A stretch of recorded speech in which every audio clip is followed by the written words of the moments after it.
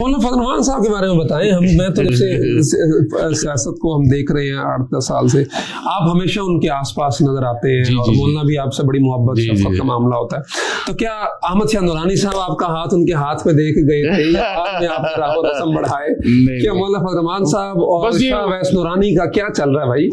नहीं, मेरे ख्याल से देखिए, जलसा हो, धरना हो, कोई तकरीब हो, हर जगह पे यूं लगता है कि जैसे जोड़ी है। अच्छा, मैं ये समझता हूँ मजहबी हलके में आपको एक अच्छा भी लगता देखना। बिल्कुल मैं बड़ा कंफर्ट जोन में होता हूँ और मेरी बड़ी उनके साथ न्याजमंदी है, बड़ा मेरा उनका एक मोहब्बत का रिश्ता है, आपको उसका अंदाजा नहीं है, बहुत ज्यादा, इसमें कोई शक नहीं है। मैं समझता हूँ पाकिस्तान में दो ब्रांड हैं मजहबी तबके से, एक मुफ्ती महमूद साहब रहमतुल्लाह अलैह और मौलाना शाह अहमद नूरानी रहमतुल्लाह, ये ब्रांड है एक मजहबी तबके का। ठीक है, उससे बड़े बड़े शायद उलमा या दीनदार लोग मौजूद होंगे, खानकाई होंगी, सियासी हवाले से खानकाई निज़ाम होगा, सब कुछ होगा, मगर ये दो हजरात जो है ये ब्रांड है पाकिस्तान में। इसके बाद नीचे जिसने शोर करना करता रहे, कोई मसला नहीं है, ये दो ब्रांड है। और कुदरती तौर पे देखें ना आप, दोनों के जो सैक्रिफाइसेस हैं वो मुफ्ती साहब को भी देखें ना, सुबह से सुबह KPK में हुकूमत मिली, उन्होंने वो हुकूमत अपनी कुर्बान कर दी अख्तर मेंगल साहब के वालिद के लिए। ज़ियाउल हक को एक्सेप्ट नहीं किया, किसी मार्शल को एक्सेप्ट नहीं किया, अपनी जद्दोजहद के अंदर एक फ़ाल किरदार अदा किया जो उस वक्त का था। और ये तो यही वालिद साहब का था। मुशर्रफ को भी एक्सेप्ट नहीं करा, भुट्टो के साथ भी लड़ाई करी भरपूर तरीके से, जमहूरी अंदाज में जेलें काटी दोनों ने। ये नहीं है कि एक ने काटी, दोनों ने काटी, दोनों की जमातों को क्रश किया गया। जी, दोनों की जमातों को क्रश किया गया, दोनों की जमात के अंदर -1 के फॉर्मूले डाले गए, दोनों की जमात के अंदर लोगों की मंडी लगाई गई, खरीदो फरोख्त की गई, पूरी एक हिस्ट्री है आप देखें। तो जाहिर है एक कुदरती तौर पर फिर ये क्या था कि मौलाना साहब का कराची जब भी आना होता था, वालिद साहब के पास तशरीफ लाते थे, बैठते थे उनके साथ, और क्योंकि उन्होंने उनके वालिद के साथ काम किया था, बड़ी रिस्पेक्ट करते थे, इज्जत एहतराम का एक मोहब्बत का रिश्ता था। फिर MMA जब बनी तो वालिद साहब उसके सदर थे, मौलाना साहब सेक्रेटरी जनरल थे, दोनों ने इकट्ठे काम किया। उसके अंदर इराक के दौरे है, लीबिया के, दूसरे ममालिक के दौरों में काजी साहब भी साथ होते थे, मौलाना साहब भी साथ होते थे।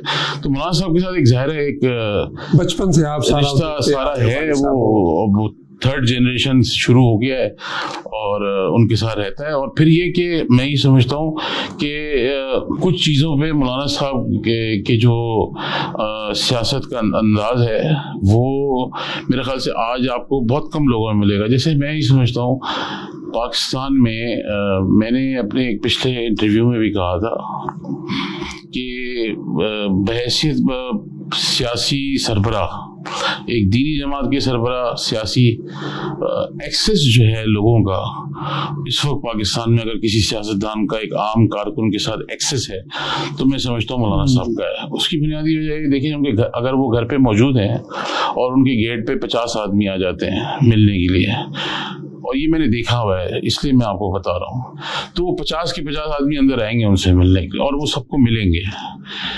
आपके पास यहाँ पाकिस्तान में ऐसा कोई बंदा नहीं है इस वक्त मौजूद कि जिसके घर पे लोग आ जाएं और वो अपॉइंटमेंट के लिए बगैर आ जाएं और वो उनको मिले ना मिले, ये बात की बात है।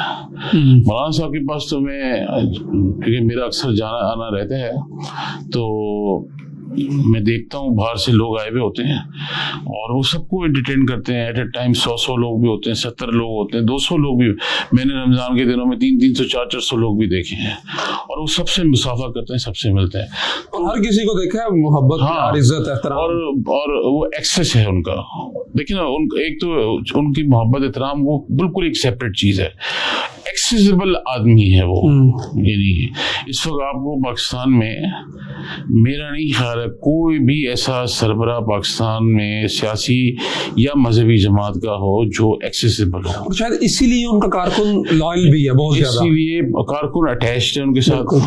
चाहे उनके पास, मौलाना साहब के पास कुछ सेक्रेटरीज, जो जितने सेक्रेटरीज हैं और जितने उनके लोग करीब हैं, बाज़ दफ़ा वो उनको आराम के लिए कह देते हैं या उनको कट डाउन करते हैं, उनकी मुलाकातों में टाइम लगता। आप यकीन करें, जिस टाइम पे कोरोना के दिनों में पीर मौलाना के पास रश लगा रहता था, उसके बाद जब वो बीमार थे, अलील थे थोड़े अरसे के लिए, तो मैंने ही सबको डांट डपट करके और सबके साथ बैठ के हम लोगों ने आपस में, बच्चों ने और अपने उनके जो सेक्रेटरी वगैरह तय किया था कि भाई मौलाना साहब की मुलाकातों पे पाबंदी लगाई जाए।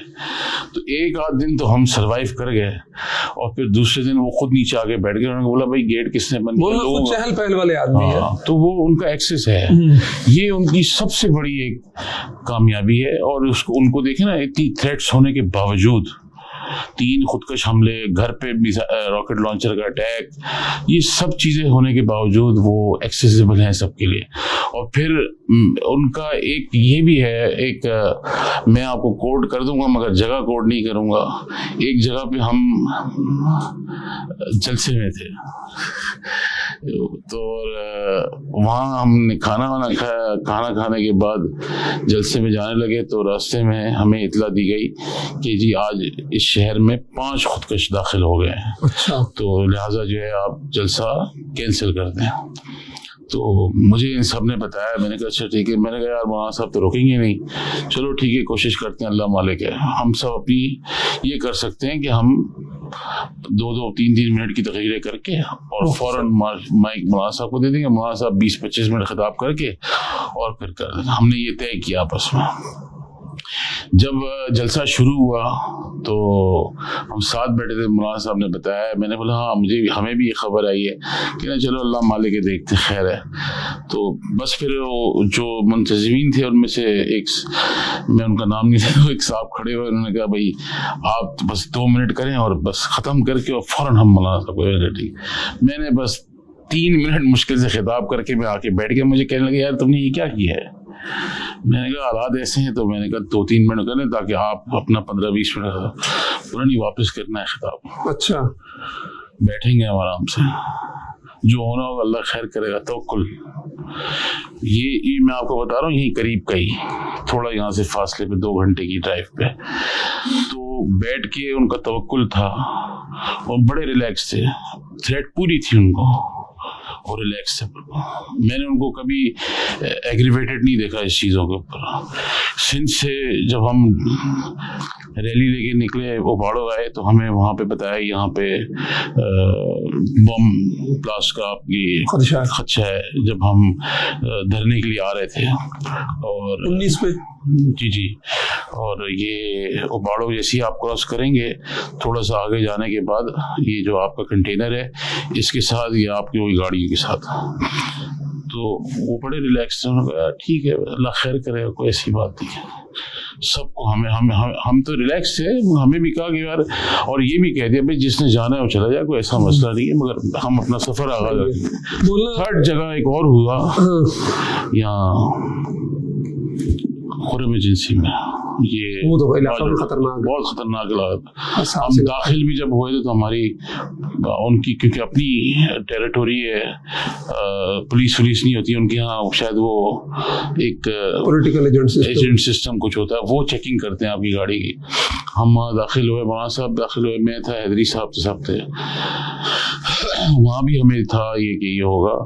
वहाँ भी मौलाना साहब ने बड़े तसल्ली के साथ, बड़े रिलैक्स थे। तो ये एक उनका एक मिजाज है और उससे उनको कोई, यानी चाहे उनका सगा बेटा क्यों आगे कह दे या कुछ भी, वो अपनी जगह जो उन्होंने करना होगा वो रिलैक्स होके करेंगे, बड़े तवक्कुल के साथ। आपका और मौलाना के जो ताल्लुक आपने इतना माशाल्लाह बताया, इसमें कोई उतार चढ़ाव भी आया कभी? नहीं, कभी उतार चढ़ाव नहीं आजकल नहीं, आपको सब लोगों को महसूस होता है। असल में मैंने नोट किया है कि लोग मुझसे ट्विटर पे और काफी कमेंट आए तो हमने कहा आजकल मेरा उनके साथ एक बड़ा, मैंने तो देखा ना, कल भी देखा, और मेरा उनके साथ एक बड़ा, आपको क्या मैं बताऊं, मैं बड़ा मोहब्बत का रिश्ता है। लोग ये भी कह रहे हैं कि चूंकि मौलाना ने एंटी एस्टेब्लिशमेंट एक बहुत तेजी के साथ इस दफा राह ली और इमरान खान के साथ, मेरे ख्याल से इस दफा तो इतनी एंटी एस्टेब्लिशमेंट 2018 में तो पीक का टाइम था। उस वक्त तो कहा जाता था हमें कि इतने ये ले लो और स्टेज से उतर जाओ, इतने ये कर लो, हम तुम्हारे लिए ये प्रोवाइड करेंगे, आप मौलाना को छोड़ दें। उनको पता है खुद मौलाना साहब कोई बात, और उन्होंने फिर हमसे कहा भी कि भाई अगर आप पे दबाव है, प्रेशर है, तो आप घर बैठे, कोई ऐसी बात नहीं है झगड़े वाली बात। मैंने कहा नहीं जी, बैठ गया। जब मैं कराची से चला था तो मैं यहाँ पहुंचा था, अभी स्टेज पे चढ़ा नहीं था, तो उन्होंने मुझे फोन करके, लोगों ने उस वक्त के जो अफसरान थे वो कहते थे आप जी बस कराची वापस आ जाएं, बाकी जो आप हुक्म करेंगे हम हाजिर हैं। नहीं अच्छा, वो आजकल भी ये मैंने नोट किया, डीएम पे भी आते हैं, आपने भी कहा कि शायद कोई ऐसा है। हाँ, कुछ असल में नहीं बिल्कुल नहीं, मेरा उनके साथ बड़ा हर रोज हर दूसरे तीसरे रोज मेरा उनके साथ टेलीफोन पे राब्ता रहता है, मैसेज के जरिए राब्ता रहता है।